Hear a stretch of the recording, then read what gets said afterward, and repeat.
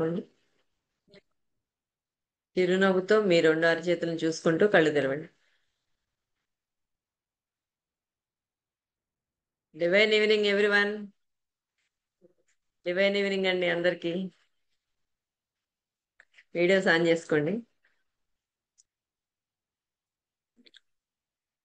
మనం Mudra technique start చేసేద్దాం. ఓకేనా?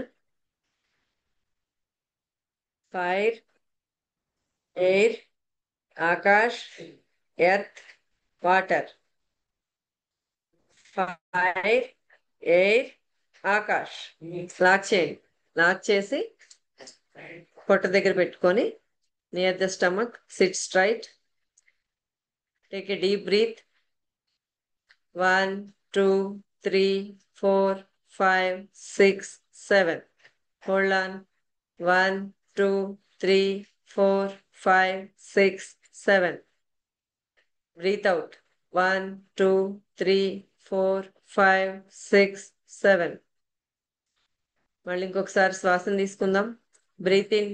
1, 2, 3, 4, 5, 6, 7. Hold on. 1, 2, 3, 4, 5, 6, 7. Breathe out. 1, 2, 3, 4, 5, 6, 7. మళ్ళీ ఇంకొకసారి శ్వాసను తీసుకుందాం. Breathe in. 1, 2, 3, 4, 5, 6, 7. Hold on. 1, 2, 3, 4, 5, 6, 7. Breathe out. 1, 2, 3, 4, 5, 6, 7. Completely exhale. పూర్తి శ్వాసని వదిలేయండి. నిదానంగా 2 చేతులు కళ్ళ మీద పెట్టుకొని ఓపెన్ చేయండి.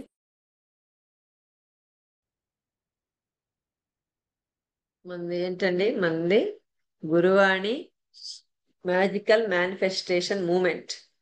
మనది మూమెంట్ అన్నమాట. ఇది ఎప్పటికీ ఉద్యమం లాగా రన్ అవుతూనే ఉంటది. ఇది ఆగేది కాదు. కాబట్టి మనం అందరినీ దీంట్లోకి భాగస్వాములు చేయాలి. మీరందరూ కూడా భాగస్వాములు అవ్వాలని, ఇంకా వందల మందికి, వేల మందికి, లక్షల మందికి, లక్ష దాకా తీసుకెళ్ళిపోవాలి మనం ఈ ఉద్యమాన్ని. ఎంతమందికి ఎవరి సర్కిల్లో వాళ్ళందరికీ చక్కగా మనం ఈ జ్ఞానాన్ని అందించి వాళ్ళు చాలా హ్యాపీగా ప్రతిక్షణం ఆనందంగా ఉండటానికి మనం ఈ భూమి మీదకి వచ్చింది. అంతేగాని మనం ఈ అనుభవించి కర్మలు తొలగించుకోవడానికి అనమాట. మనం ఇవన్నీ లెసన్స్ నేర్చుకొని దాని నుంచి మనం ఆ జ్ఞానాన్ని స్వీకరించి మనం ఈజీగా బయటపడాలి. ఇదే చివరి జన్మ చేసుకొని మనం ఆ లైట్ గా, ఇప్పుడు మహావతార్ బాబాజీ ఎలా అయితే కాంతి శరీరంగా ఆయన శరీరం మొత్తాన్ని 7 శరీరాలని, రామ్తా గాని మహావతార్ బాబాజీ గాని తన 7 శరీరాలని కాంతి శరీరాలుగా చేసుకున్నారు. అవునా? మనం కూడా అట్లాగే మన 7 శరీరాల్ని కాంతి శరీరాలుగా చేసుకోవాలి ఇప్పుడే, ఈ జన్మలోనే. అంతేగాని ఇంకో జన్మలో కాదు. ఈ జన్మలోనే మనందరం చేసుకుందాం. ఎంతమంది ఎంతమంది వస్తారు అట్లా? ఓకేనా? మనందరం, మనతో పాటు ఇంకా మన చుట్టుపక్కల వాళ్ళందరినీ మనం ఈ భూమి మీద తీసుకొని వెళ్ళిపోదాం అట్లా. ఓకేనా? మనం రామ్తాని పట్టుకున్నాం అంతే. రామ్తాని పట్టుకుంటే ఇంకా ఆయనే చూసుకుంటారు మనకి. ఏదైనా రానివ్వండి, రామ్తా అనుకోండి, ముగ్గురిని రన్నర్స్ ని పంపిస్తారు మనకి. ఏ సిచ్యువేషన్ అయినా రానివ్వండి, ముందు మీకు ఏ ఇబ్బంది వచ్చినా రామ్తా దీన్ని తీసే, నాకు ఇది వచ్చింది, నాకు ఈ సరికాని ఇవన్నీ వస్తున్నాయి, ఎందుకు వస్తున్నాయో నాకు తెలియదు, రామ్తా అనుకుంటే చాలు వెంటనే అలా తుడిచేస్తారనమాట మనకున్న సమస్యల్ని. ఓకేనా? మనం ఆయన రామ్తా గురించి మనం తెలుసుకుందాం. రామ్తా ఎవరంటే మనకులాగానే మనకులాగానే తల్లి గర్భం నుంచి జన్మ తీసుకొని వచ్చారు. ఎప్పుడు? 35,000 సంవత్సరాల క్రితం. 35,000 సంవత్సరాల క్రితం మొట్టమొదటి మానవుడు, ఎన్లైటన్మెంట్ పొందిన మొట్టమొదటి మానవుడు.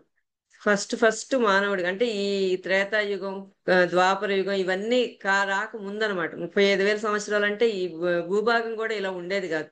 ఇప్పుడు దేశాలు, కంట్రీస్ ఇవన్నీ ఇట్లా వచ్చినాయి కానీ అవన్నీ రాక ముందనమాట ఆయన జన్మ తీసుకున్నారనమాట.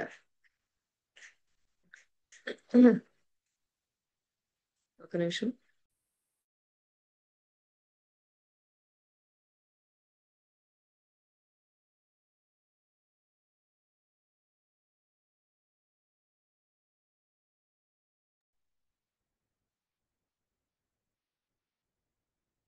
ఆయన రామ్తా బుక్ ఒకసారి చూపిస్తాను.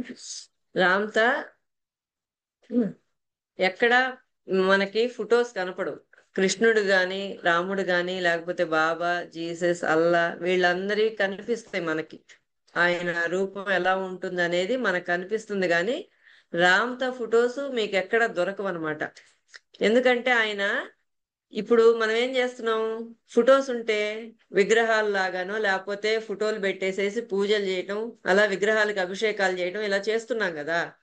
సో అందుకని ఆయన ఏమంటారంటే నా ఫోటోను కూడా నేను బయటకి అందరికి కనిపించేలాగా బయటికి పంపిస్తే నన్ను కూడా అలా పెట్టేసి పూజలు చేస్తారు అని చెప్పని, నో ఇలా జరగకూడదు అని చెప్పని ఆయన ఏం చేశారు, ఆయనకి బయటికి రానికన్నా చేశారు అనమాట. ఆయన ఎప్పుడు చూసినా ఇలా లైట్ గానే చూపిస్తారు అనమాట. ఇలా లైట్ గానే చూపిస్తారు రామ్తా అంటే. ఆయన ఇంటెన్షన్ ఏంటంటే ఇలా పూజలు చేయటం లేకపోతే ఆ అభిషేకాలు చేయటం ఇది కాదు. నేను ఏదైతే జ్ఞానం చెప్పానో ఆ జ్ఞానాన్ని పట్టుకొని ముందుకెళ్ళాలి అనే ఉద్దేశంతో ఆయన ఫొటోస్ కానీ లేకపోతే ఏమీ బయటికి రానివ్వాల. ఇప్పుడు మామూలుగా మనం ఏం చేస్తాం, భగవద్గీతలో శ్రీకృష్ణుడు చెప్పాడు, రామాయణంలో రాముడు చెప్పాడు, లేకపోతే ఎన్నో పురాణాలు ఉన్నాయి. మనం అన్ని కూడా మనం ఏం చేసాము, నాలెడ్జ్ ఇచ్చారు మనకి, కానీ మనం దాన్ని పట్టుకొని మనం మన జీవితంలో ఇంప్లిమెంట్ చేసుకున్నామా? చేసుకోకుండా ఏం చేస్తున్నాం మనం, ఆ శ్లోకాలు కానీ విష్ణు సహస్రనామాలు, భగవద్గీత శ్లోకాలు, లలితా సహస్రనామాలు ఇవన్నీ వల్ల వేస్తున్నాం, పారాయణ చేస్తున్నాం కానీ ఆ పదాలను పట్టుకొని దాంట్లో ఏవైతే ఉంది ఆ జ్ఞానం, ఆ అంతరార్థం ఏముంది దాన్ని పట్టుకొని ముందుకు వెళ్ళట్లా.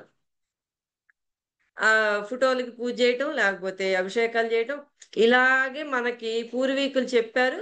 సో మనం ఇలాగే చెయ్యాలి అనే ఉద్దేశంతో మనం అలాగే చేస్తున్నాం. వాళ్ళ పాదాలని పట్టుకుంటున్నాం కానీ వాళ్ళు చెప్పిన పదాలని పట్టుకోవాలి. అవునా?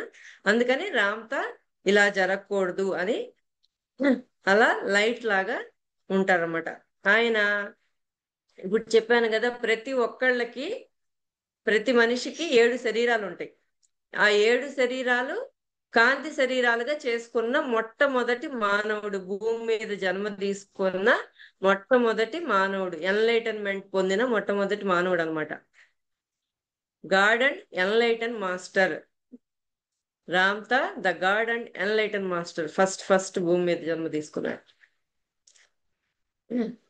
ఇప్పుడు రామ్తా పుట్టినప్పుడు ఒకసారి బ్యాక్ వెళ్ళి మనం కొంచెం చిన్నగా చెప్పుకుందాము ఆయన బ్రీఫ్ గురించి, ఆయన చరిత్ర గురించి. రామ్తా చిన్నప్పుడు ఎలా ఉండేదంటే, ఆయన అట్లేషియన్స్, లెమోరియన్స్ అని చెప్పని 2 తెగలు ఉండేవి అనమాట. 2 తెగలు ఉంటే ఆయన లెమోరియన్ జాతిలో పుట్టిన బాలుడు. అట్లేషియన్స్ ఎలా ఉంటారంటే, అట్లేషియన్స్ ఏమో ఈ దైవం లేదు ఏం లేదు, అంతా లైట్ సంబంధించిన ప్రయోగాలు చేస్తూ వచ్చారనమాట. కాంతి మీద ప్రయోగాలు చేస్తూ వచ్చారు. కానీ లెమోరియన్స్ ఏం నమ్మేవాళ్ళు, ఒక అజ్ఞాత దైవం ఉంది, ఆ అజ్ఞాత దైవమే మనల్ని నడిపిస్తుంది అని ఆ నమ్మకంతో ఉండేవాళ్ళు అనమాట. ఎక్కడో అజ్ఞాత దైవం ఉంది, ఆ దైవం ఉండబట్టే మనందరినీ నడిపిస్తుంది అనే నమ్మకంతో, గట్టి బలమైన దృఢమైన నమ్మకంతో ఉండేవాళ్ళు. కానీ అట్లేషియన్స్ మటుకు దైవం గాని వాళ్ళు ఏమీ లేరు, మా లైట్ గా ఉంది, అలా లైట్ నే నమ్ముకుంటా లైట్ మీదే వర్క్ చేసేవాళ్ళు అనమాట. కాంతి ప్రయోగాలు చేస్తా వచ్చారు. ఇప్పుడు మనం ఏదైతే ఓజోన్ పొరలో చిల్లులు పడినాయి, హోల్స్ పడినాయి అనుకుంటున్నామో, ఈ ఈ ప్రయోగాలు వాళ్ళు చేసిన ప్రయోగాల వల్ల ఇప్పుడు అలా పడినాయి అనమాట. వాళ్ళు చాలా చాలా ప్రయోగాలు చేశారు, సక్సెస్ఫుల్ అయినవి కూడా చాలా ఉన్నాయి. కానీ ఇప్పుడు ఒకటి అరా కొన్ని పోతాయి కాబట్టి అట్లా మిస్టేక్ జరిగినాయి. అట్లా చేయటం వల్ల ఏర్పడిందే ఇప్పుడు ఓజోన్ పొరలో చిల్లు పట్టాలు ఇవన్నీ జరిగినాయి. అప్పుడు చేసిన ఫలితమేనమాట. అయితే ఇప్పుడు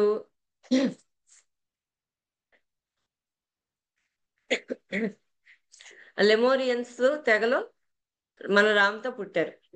వాళ్ళ చిన్నప్పుడు వాళ్ళ తండ్రి లేడు, వాళ్ళ అమ్మ, చెల్లెలు, తమ్ముడు ఉండేవాళ్ళు అనమాట. అయితే వాళ్ళ చెల్లెలు ఒక నిమిషం ఒకసారి అట్లేషియన్స్ ఎలా చూసేవాళ్ళు అంటే లెమోరియన్స్ ని చాలా హీనాతిహీనంగా చూసేవాళ్ళు, కుక్కల కంటే హీనంగా చూసేవాళ్ళు అనమాట. తెలుసు కదా వాళ్ళు మనల్ని భారతదేశం ప్రజల్ని ఎలా పరిపాలించారో మనకు కొంచెం తెలుసు కదా, ఐడియా ఉంది కదా.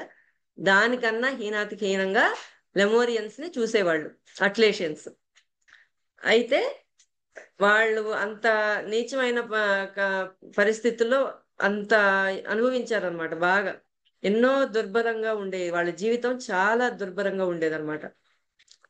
అలాంటప్పుడు వాళ్ళ చెల్లెలు పుడితే పాలివ్వడానికి కూడా లేని పరిస్థితి ఏమీ ఉండేది కాదనమాట. వాళ్ళ కింద కాలు కింద పడిన పురుగుల్లాగా అలా బతికిన వాళ్ళు అనమాట లెమోరియన్స్.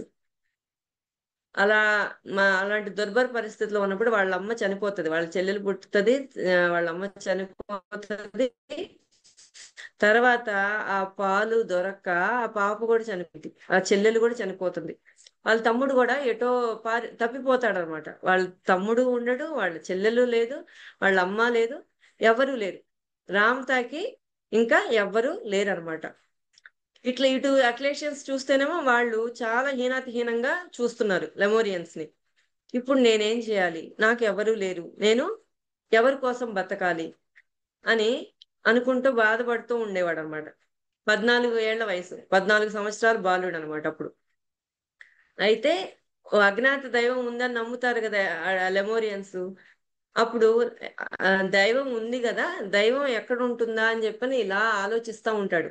అలా ఆలోచిస్తున్నప్పుడు చాలా దూరంలో ఒక పెద్ద ఎత్తైన శిఖరం ఉంటుంది, శిఖరం కనిపిస్తుంది.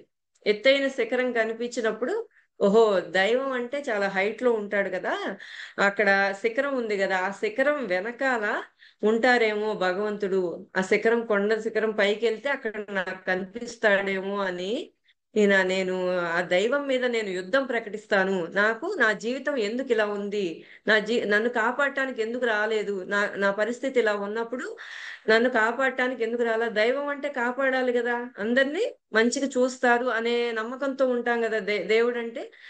అలా ఉన్నప్పుడు మరి నాకు అమ్మ లేదు, తమ్ముడు లేడు, నా తండ్రి లేడు, ఏ, చెల్లెలు లేదు, ఎవ్వరూ లేరు. నేను ఇంకా ఎవరి కోసం బతకాలి, నాకు ఈ జన్మ ఎందుకు ఇచ్చారు, నేను ఈ ఇలా బాధలు ఇవన్నీ ఉన్నాయి, నన్ను కాపాడటానికి రాలేదు. మరి ఇలా ఉన్నప్పుడు రావాలి కదా, నాకు రాలేదు, ఏం చేయాలి నేను ఇప్పుడు అని నేను దైవం మీద యుద్ధాన్ని ప్రకటిస్తాను అని చాలా కోపావేశంతో బయలుదేరతాడనమాట. ఆ కొండ పైకి వెళ్ళటానికి ఎక్కడానికి ఆ 14 సంవత్సరాల బాలుడు నిర్ణయించుకుంటాడు. నిర్ణయించుకొని బయలుదేరతాడు. బయలుదేరి మెల్లమెల్లగా మెల్లమెల్లగా ఆ వెళ్ళే ప్రయాణంలో ఏ ఆకులు అలా ఇవి ఉంటాయో, ఫ్రూట్స్ కానీ, ఫలాలు లేకపోతే వెజిటబుల్స్ ఏ దొరికితాయి తింటూ తింటూ తింటూ అట్లా ఒక 7 సంవత్సరాలు పడుతుంది. చాలా పెద్దగా శిఖరం కదా, వెళ్ళాలంటే చాలా టైం పట్టిద్ది కదా. అలా మెల్లగా ఎట్లా కొట్లా చేరతాడు, శిఖరం పైకి ఎక్కుతాడు. ఎక్కి ఓ అజ్ఞాత దైవమా ఎక్కడున్నావు దిగిరా, నేను నీ మీద యుద్ధం ప్రకటిస్తున్నానని గట్టి గట్టిగా అరుస్తాడు, పెద్ద పెద్దగా. అరిస్తే ఏమన్నా వస్తాడా? ఎంతసేపటికి రాడు. ఎంతసేపటికి రాకపోతే ఇంకా ఇంకా రాడులే అని చెప్పని అలా మోకాళ్ళ మీద కింద పడిపోయి ఏడుస్తూ ఉంటాడు అనమాట. ఏడుస్తూ నేను ఇంకేం చేయాలి, ఇక నేను ఆత్మాహుతి చేసుకుంటానని ఆ కొండ మీద నుంచి దూకి చనిపోతాను, ఇంకా నాకు నేను ఇంకా ఎవరి కోసం నేను బతకాలి అని డిసైడ్ అయిపోతాడు. ఇక డిసైడ్ అయిపోయి దూకుదామని చెప్పని ఇట్లా దూకబోతుంటే వెనకాల నుంచి ఓ అజ్ఞాత ఏదేంటి రామ్తా ఆగు అని సౌండ్, అది వాయిస్ వినిపించింది. రామ్తా ఆగు అని వాయిస్ వినిపించేసరికి ఇలా తిరుగుతారు అనమాట. తిరిగితే దేవదూత కనిపిస్తారు. దేవదూత వస్తుంది. దేవదూత వచ్చి ఒక ఖడ్గాన్ని చేతిలో పెడుతుంది. ఒక పెద్ద ఖడ్గం. అది చాలా పెద్దది. ఆయన 14 ఏళ్ల వయసు కదా, ఆయన కన్నా కూడా చాలా హైట్ లో ఉంటది ఆ ఖడ్గం. అంత హైట్, పెద్ద పొడవుగా ఉంటది. అంత పొడవుగా ఉంటది. అది కూడా బంగారు వర్ణంలో, గోల్డ్ కలర్ లో చాలా షైనింగ్ తో మెరిసిపోతా ఉంటది అనమాట. చాలా మిరిమిట్లు గొలిసే కాంతితో మెరిసిపోతా ఉంటది ఆ ఖడ్గం కూడా. ఆ ఖడ్గాన్ని ఇలా చేతిలో పెడతారు. చేతిలో పెట్టి ఈయన వెళ్ళిపోతారు. ఇది ఇలా చూస్తూ ఉండేలోపు మాయమైపోతారు అనమాట దేవదూత. మాయమైపోయి ఇలా మళ్ళీ అటు తిరిగేలోపు వెళ్ళిపోతారు. ఈయన ఇట్లా మళ్ళీ ఏం చేయాలి నేను ఈ ఖడ్గాన్ని అనుకుంటాడు. ఈ ఖడ్గాన్ని నేనేం చేయాలి అని, ఈ ఖడ్గం ఇచ్చేటప్పుడు ఒక మాట కూడా చెప్తారు, నిన్ను నువ్వు జయించుకో అని చెప్తారు. ఈ ఖడ్గాన్ని ఇచ్చి నిన్ను నువ్వు జయించుకో అన్నారు. ఏం చేయాలి నేను ఇప్పుడు? ఈ ఖడ్గంతో నేను చచ్చిపోవాలా? జయించుకో అంటే ఏంటి? ఆ 14 ఏళ్ల వయసు బాలుడికి ఏం అర్థం అవుతుంది? అర్థం కావు కదా అని, సరే చనిపోవాలని ఇచ్చారేమో అని ఇలా ఖడ్గంతో మెడ దగ్గర పెట్టుకుంటాడు. మెడ దగ్గర పెట్టుకొని చనిపోవాలా అనుకుంటాడు. మళ్ళీ సడన్ గా ఒక థాట్ వస్తుంది, ఆలోచన వస్తుంది. అక్కడ అక్లేషియన్స్ అలా ఇబ్బంది పెట్టారు కదా, లెమోరియన్స్ తెగలో ఎంతమంది అయితే కుటుంబాలు ఉన్నాయో అంతమందిని ఇబ్బందులు పెడుతున్నారు, అవునా? సో అప్పుడు ఆయనకి ఐడియా వచ్చింది, జయించుకో అన్నారంటే ఆ జాతి మొత్తాన్ని జయించాలి, అట్లేషన్స్ మీద యుద్ధం చేయాలని నాకు ఈ ఖడ్గాన్ని ఇచ్చారేమో అని ఆలోచనతో ఈయన ఆ ఖడ్గాన్ని భుజాన్ని వేసుకొని ఇట్లా పెట్టుకొని ఇక కిందకి దిగుతారనమాట. కొండ మీద నుంచి కిందకి దిగుతూ అలా అలా అలా వచ్చేస్తారు. లెమోరియన్స్ ప్లేస్ కి వచ్చేస్తారు. వచ్చేసరికి ఆ ఖడ్గం ఇలా పెట్టుకొని వస్తున్నప్పుడు అంటే నవ యువకుడుగా వచ్చేస్తాడు. 7 సంవత్సరాలు పడుతుంది కదా, 14 ఏళ్ల బాలుడు పైకి వెళ్ళి మళ్ళా కిందకు వచ్చేసరికి ఒక 25 ఆ ఏజ్ లో ఉంటారనమాట. చాలా నవ యవ్వనంతో చాలా ఫేస్ కూడా, ముఖం వర్చస్సుతో వెలిగిపోతూ ఉంటది అనమాట. చాలా దేదీప్యమానంగా వెలిగిపోతూ ఉంటుంది.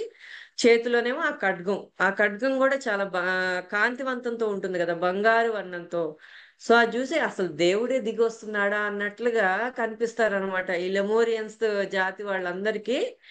చాలా దూరం నుంచి వస్తున్నప్పుడు ఇక్కడి నుంచి చూసినప్పుడు అసలు దేవుడే దిగొస్తున్నాడా అన్నంత షైనింగ్ తో, ఆరాతో ఉంటారనమాట.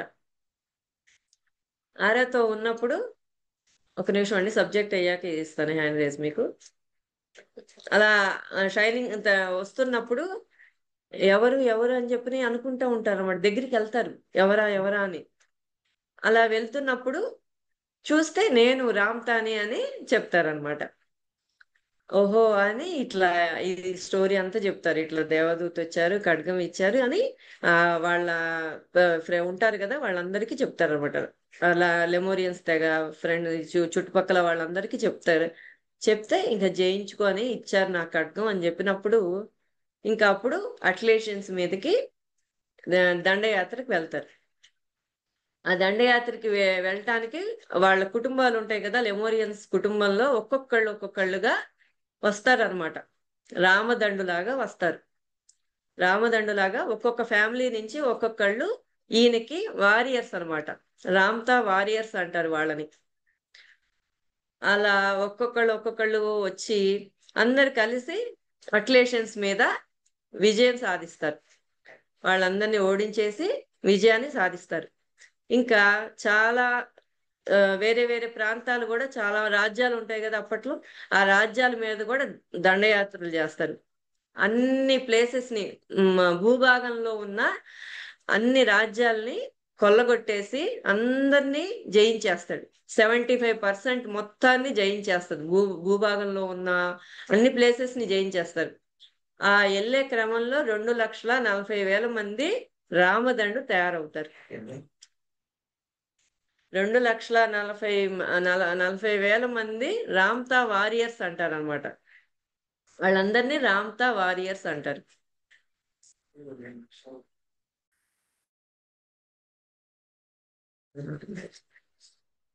ఆ రామ్తా వారియర్స్ వాళ్ళు అప్పుడు ప్రామిస్ చేశారనమాట. రామ్తా ఏం ప్రామిస్ చేశారంటే, మీరు ఏ జన్మలో ఉన్నా కూడా నేను మిమ్మల్ని అందరినీ నేను కాపాడుతాను, మీ అందరి సంరక్షణ నాదే, పూర్తి బాధ్యత నాదే అని ప్రామిస్ చేస్తారనమాట. అట్లా ప్రతిసారి రామ్తా వస్తూనే ఉన్నారు జన్మ తీసుకొని. అల్లాగా క్రీస్ట్ గా అట్లా చాలా చాలా వాటిల్లో వచ్చారనమాట. ఇప్పటికే వచ్చి అందరినీ ఎన్లైట్ చేయడానికి చాలా చాలా చాలా చాలా సార్లు వచ్చారు. ఇప్పుడు కూడా ఆయన జన్మ తీసుకొని, అంటే జన్మ తీసుకోలేదు, ఆ వాళ్ళ అమ్మాయి అప్పుడు రామ్తాకి ఒక పాప పుట్టింది. 35,000 సంవత్సరాల క్రితం ఒక పాప పుట్టింది. ఆ పాప ఇప్పుడు వాషింగ్టన్ లో, అమెరికాలో వాషింగ్టన్ లో జేజీ నైట్, జేజెడ్ నైట్ గా జన్మ తీసుకుంది అనమాట. ఓకేనా, జేజెడ్ నైట్ కానీ అక్కడ జేజీ నైట్ అంటారు. అయితే ఆయన దగ్గరికి 1979లో రామ్తా ఆమె కిచెన్ లో వంట చేస్తున్నప్పుడు ఆయన పక్కన వచ్చి అలా నుంచుంటారు అనమాట. ఇంత ఎత్తులో నుంచుంటారు రామ్తా. అప్పుడు జేజీ నైట్ ఇట్లా చూసి ఎవరు ఎవరు మీరు అని అడుగుతుంది. ఎవరు మీరు అని అడిగినప్పుడు I'm god and enlightened master అని చెప్పి చెబుతారు. Ramtha I'm god and enlightened master అంటారు. ఓ అవునా, మీరు మరి ఎందుకు వచ్చారు ఇక్కడికి అని అడుగుతారు అనమాట. అడిగితే ఇంకా అప్పుడు స్టోరీ చెప్పి ఆమె పర్మిషన్ తీసుకొని ఆమె శరీరంలో ఉన్న సోల్ ని ఒక వాక్యూమ్ లో అట్టి పెడతారు. జేజీ నైట్ సోల్ ని ఒక వాక్యూమ్ లో అట్టి పెట్టి ఈయన ఎంటర్ అవుతారు అనమాట. జేజీ నైట్ లోకి రామ్తా ఎంటర్ అవుతారు. ఎంటర్ అయ్యి ఇప్పుడు అక్కడ క్లాసెస్ రన్ చేస్తున్నారు అనమాట. అమెరికాలో రామ్తా స్కూల్ అని చెప్పి ఉంది వాషింగ్టన్ లో. అక్కడ క్లాసెస్ రన్ చేస్తుంటారు. ఆ మేడం శరీరంలోకి అప్పుడప్పుడు వస్తుంటారు వెళ్తుంటారు అనమాట రామ్తా. ఇప్పుడు మనం మామూలుగా అలా చెప్తేనే దేవుడే వచ్చాడు నాలోకి అని చెప్తే మీరు నమ్ముతారా? నాలో దేవుడు ఉన్నాడు, నాలో రాముడు ఉన్నాడు, కృష్ణుడు ఉన్నాడు అంటే ఎవరైనా నమ్ముతారా? నమ్మరు కదా. అట్లాగే గవర్నమెంట్ కూడా నమ్మల, అమెరికా గవర్నమెంట్ కూడా నమ్మల. అప్పుడు ఏం చేసింది గవర్నమెంట్, ఒక 6 months పాటు జేజీ నైట్ దగ్గర స్టడీ చేశారు కూర్చొని. గవర్నమెంట్ కొంతమంది పంపించి నువ్వు స్టడీ చేసుకొని రామని చెప్పారనమాట. అప్పుడు ఆమెతో పాటు ఉండి జేజీ నైట్ శరీరంలోకి రామ్తా వచ్చినప్పుడు ఒకలాగా మాట్లాడుతున్నారు. ఆ బిహేవియర్, బాడీ లాంగ్వేజ్ కూడా వేరేగా ఉంది. ఆ రామ్తా వెళ్ళిపోయినప్పుడు మాటలు, బాడీ లాంగ్వేజ్ వేరేగా ఉంది. అది గమనించారన్నమాట. గవర్నమెంట్ మెంబర్స్ వాళ్ళందరూ గమనించారు ఇదంతా కూడా. ఆ మా మాటలు కానీ మొత్తం చేంజ్ అయిపోతుంది అనమాట తను రామ్తా వచ్చినప్పుడు. ఇదంతా కూడా గమనించి స్టడీ చేసి ఎస్ ఇక్కడ ఏదో దైవం ఉంది అని ఒక డిసైడ్ చేసేసారు అనమాట ఇంకా. సో ఇంకా అప్పటి నుంచి వదిలేశారు ఇంకా ఆమెని. ఓకే ఉన్నారు, మనం టచ్ చేయకూడదు, ఇట్లాంటి మ్యాటర్లోకి మనం ఇన్వాల్వ్ అవ్వకూడదు అని చెప్పని వాళ్ళు సైలెంట్ అయిపోయి వాళ్ళు వెళ్ళిపోయారు. ఇంకా మేడం చక్కగా క్లాసెస్ రన్ చేస్తున్నారు అనమాట. మనం ఇప్పుడు వాటర్ ఎఫర్మేషన్ చెప్తున్నాం కదా నుదుటి దగ్గర పెట్టుకొని, అది కూడా రామ్తా ఇచ్చిన జ్ఞానమే అనమాట. వాటర్ ఎఫర్మేషన్ ఇలా కొన్ని కొన్ని మనం చెప్పుకునేవి రామ్తా ఇచ్చిన విజ్ఞానమే అనమాట. అందుకే మనం గ్రూప్ కూడా రామ్తా విజ్డమ్ అని చెప్పి పెట్టుకుంది మనం. ఓకేనా, అర్థమైందా? ఏమైనా డౌట్స్ ఉన్నాయా? ఇందాక ఏమైనా హ్యాండ్ రైజ్ చేశారు?